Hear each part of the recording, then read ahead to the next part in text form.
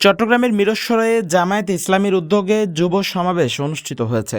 ত্রয়োদশ জাতীয় সংসদ নির্বাচনকে সামনে রেখে চট্টগ্রাম এক আসনে দলের মনোনীত প্রার্থী অ্যাডভোকেট সাইফুর রহমানের দাড়িপাল্লা প্রতীকের সমর্থনে এ আয়োজন করা হয়।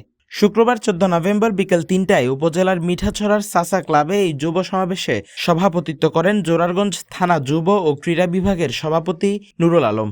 সঞ্চালনায় ছিলেন মিরসরাই থানা যুব ও ক্রীড়া বিভাগের সভাপতি লোকমান হাকিম। সমাবেশে প্রধান অতিথি ছিলেন জামায়াতে ইসলামীর চট্টগ্রাম অঞ্চলের টিম সদস্য জাফর সাদেক। প্রধান বক্তা হিসেবে বক্তব্য রাখেন মিরসরাই আসনের প্রার্থী ও deputy attorney general advocate Saifur Rahman. অনুষ্ঠানে বিশেষ অতিথি ছিলেন আদর্শ শিক্ষক পরিষদের সভাপতি অধ্যক্ষ নূর নবী, মিরসরাই উপজেলা জামায়াতে ইসলামীর সাবেক আমির নুরুল করিম, মিরসরাই থানা আমির মাওলানা নুরুল কবির, জোরারগঞ্জ থানা আমির মাওলানা নুরুল হুদা হামিদি, চট্টগ্রাম অঞ্চলের যুব নেতা ইকবাল হোসেন এবং মিরসরাই উপজেলা ছাত্র শিবিরের সভাপতি সাকিব হোসেন সহ আরও অনেকে।